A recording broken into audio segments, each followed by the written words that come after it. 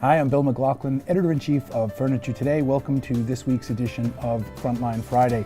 As we approach Black Friday, it looks like promotional activity is heating up. There were indications this week that Amazon is offering discounts on products sold by third-party sellers. That's a significant development that could lead to significant price competition heading into the holiday selling season and could have major implications going forward. We'll stay tuned to that, and you'll see more at Furniture Today as that story develops.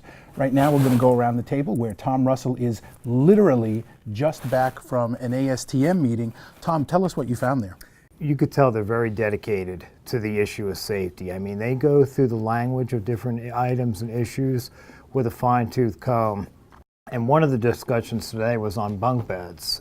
And they were talking about ladder safety, but the other thing that came up was steps leading up to bunk beds. And there was the realization and acknowledgement that this is something we need to address, because when the initial standards were developed as far back as '87, steps were not part of the bunk bed mix. And now in the past 5 to 6 years, they've become more prevalent. So I think we're going to be hearing more about that as the task force addresses it in the future. Sounds like the industry is taking a very proactive approach to safety, really trying to get out in front of any regulation or CPSC activity. Indeed, and Bill Perdue, really, who's the chair of this particular subcommittee, brought that issue home. He said, we can't bury our head in the sand on this. We need to take a more proactive approach on this issue. Well, kudos to the AHFA for getting out in front of it and leading the industry on that issue.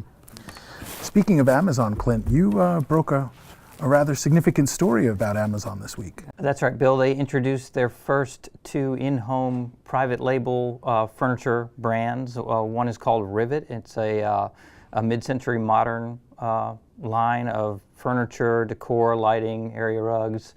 That's ready to assemble. The backs are attachable. And the second line is called Stone and Beam. It's a more transitional, they call it modern farmhouse look, a little higher end, again, living room. It's their foray into private label furniture, and then they're not saying where it's coming from, but they do say that it's coming from various locations, and they're working with well-respected manufacturers. It's about all I can do. And they are working on some shorter delivery times than consumers might be used to in furniture. Both brands carry the Prime badge, but they did say that doesn't necessarily mean the furniture is going to be delivered in 2 days. It has more to do with the free shipping, but I played around with it, and there was a sofa that I could get, and typically it ships in 3 to 5 business days, they said, so that's still not too shabby. So Amazon is definitely making a concerted furniture effort. Right after the news came out, sources say it affected the stocks of other online and other furniture, publicly held furniture retailers. Most of them have since popped up. If you'd like to hear more about Amazon's furniture strategy, Wendy Franks from Amazon will be at the Furniture Today Leadership Conference November 28th through 30th at the Four Seasons Resort in Orlando. We are filling up, so if you'd like to attend and if you'd like to hear more about Amazon and the rest of the furniture industry, please join us there. Till next week, I'm Bill McLaughlin at Furniture Today, wishing you good business.